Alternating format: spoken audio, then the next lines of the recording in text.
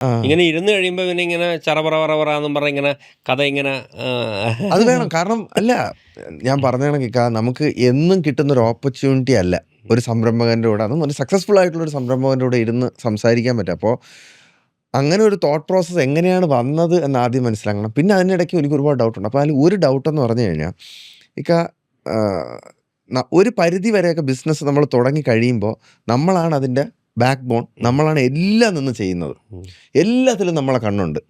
പക്ഷേ നമ്മൾ സ്കെയിലപ്പ് ചെയ്ത് തുടങ്ങുമ്പോൾ, ഇനിഷ്യൽ സ്റ്റേജിൻ്റെ കാര്യമാണ് കേട്ടോ പറഞ്ഞത്, സ്കെയിൽ അപ്പ് ചെയ്ത് തുടങ്ങുമ്പോൾ നമ്മളിത് ഡെലിഗേറ്റ് ചെയ്യണമല്ലോ, അതെ, പല ഡ്യൂട്ടിയും പല ആൾക്കാർ.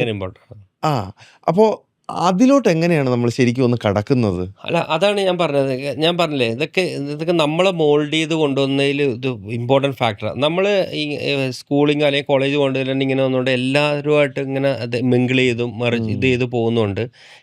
പലർക്കും പറ്റുന്നത് എന്താണെന്നറിയോ, നമ്മൾ ചെയ്താലേ ശരിയാവുള്ളൂ എന്നുള്ളൊരു ഇതാണ്. എല്ലാത്തിനും നമ്മൾ കണ്ടെത്തി അങ്ങനെയുള്ളവർക്ക് പറ്റും. ഞാൻ ഒരു സ്റ്റോറൊക്കെ നമ്മൾ തന്നെ നിന്ന് ഭയങ്കര ലെവലിലാക്കാൻ പറ്റും. കാരണം എല്ലാത്തിനും നമ്മുടെ ഒരു കണ്ണെത്തി ചെയ്തു പോകുന്നത്. പക്ഷെ അവർക്ക് ഒരിക്കലും നമുക്കിങ്ങനെ ഒരു ബ്രാൻഡ് ബിൽഡ് ചെയ്യാനോ സ്കെയിലപ്പ് ചെയ്യണമെങ്കിൽ നമുക്ക് അതിനൊരു ധൈര്യം വേണം. കാരണം നമ്മൾ പലരിൽ ഓരോ കാര്യങ്ങൾ ഏൽപ്പിക്കുകയാണ്. അത് കറക്റ്റായിട്ട് അവർ ചെയ്യുന്നത് മാത്രമേ നമ്മൾ ഇത് ചെയ്യുള്ളൂ. അവർക്ക് ആ ഫ്രീഡം കൊടുത്തിട്ടാണ് ചെയ്യുന്നത്. അതിൽ പിന്നെ നമ്മൾ ഇൻ്റർവ്യൂ ചെയ്ത് അല്ലെങ്കിൽ ഇൻ്റർവെൻഷൻ വന്നാൽ എന്ത് പറ്റുന്ന അവർക്കുള്ള ഇൻട്രസ്റ്റ് പോകും. കാരണം ഇപ്പം കാർത്തികിനെ ഞാൻ പിടിച്ചിട്ട് ഇപ്പം